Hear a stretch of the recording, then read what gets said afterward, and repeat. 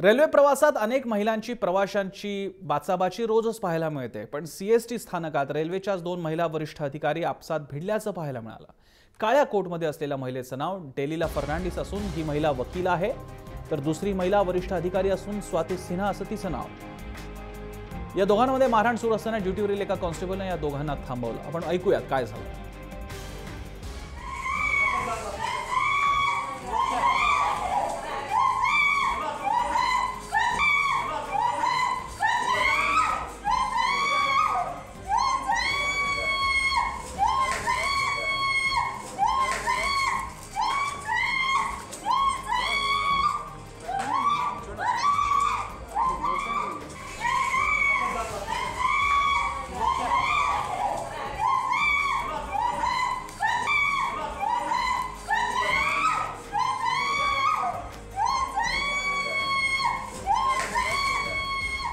याबद्दल अधिक जाणून घेऊयात। आपले प्रतिनिधी अक्षय कुडकेलवार आपल्याला माहिती देतात। अक्षय, नेमका काय प्रकार घडला आणि या सगळ्या बाचाबाचीनंतर त्यांच्यावरती काय ऍक्शन घेण्यात आली आहे? प्रसन्न या ज्या दोन महिला आहेत, ज्या दोन्ही महिला मध्य रेल्वेच्या एकाच विभागात कार्यरत आहे आणि मध्य रेल्वेचे मुख्यालय छत्रपती शिवाजी टर्मिनस येथे आणि त्या ठिकाणी हा काल दुपारी 2:30 वाजताच्या 2:30 वाजताच्या सुमारास घडलेला प्रकार आहे। ज्या दोन्ही महिला आहे, रेल्वेचं जे प्रकरण, रेल्वेची जी प्रकरणं असते जी निवाडा करतात त्या ऍडवायझरी कमिटीवरती आहेत आणि या ठिकाणी काहीतरी त्यांचा पहिलेचा वाद होता आणि या वादाचं पर्यावरण जे आहे काल हाणामारीमध्ये झालं। जी मारणारी महिला स्वाती सिन्हा जी रेल्वेच्या कमिटीवर जे डिस्प्यूट कमिटी असते त्यावरती मॅनेजर आहे आणि जी महिला आहे जिच्यावरती हल्ला चढवला ती महिला तिचं नाव फर्नांडिस असं सांगण्यात येतं। ती स्वतः ऍडव्होकेट असून लिगल पॅनलवरती ऍडवायझर म्हणून काम करते। यांच्या आधी यांच्यामध्ये काही बाचाबाची झाली होती काही 2 वर्षांपूर्वी साधारणतः, मात्र हा राग मनामध्ये होता आणि काल नेमकं काही निमित्त झाला आणि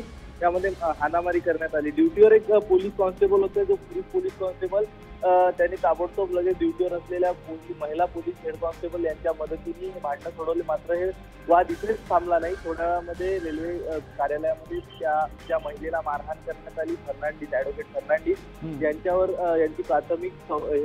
त्यांची प्राथमिक मेडिकल तपासणी झाली आणि त्यानंतर त्यांना त्या स्वतः MRA माता रमाबाई आंबेडकर मार्ग पोलीस स्टेशनमध्ये जाऊन त्यांनी या सगळ्या संदर्भात दखलपात्र गुन्हा नोंदवला आणि त्या स्वतः वकील या कारणामुळे त्यांनी बार काउन्सिल ऑफ इंडिया यांच्याकडे सुद्धा झालेल्या प्रकाराबाबत ज्या उच्चपदस्थ अधिकारी आहेत, मॅनेजर या पदावर काम करतात यांच्याबाबत तक्रार सुद्धा नोंदवण्यात आली आहे। धन्यवाद अक्षय, तुम्ही दिलेल्या या माहितीबद्दल।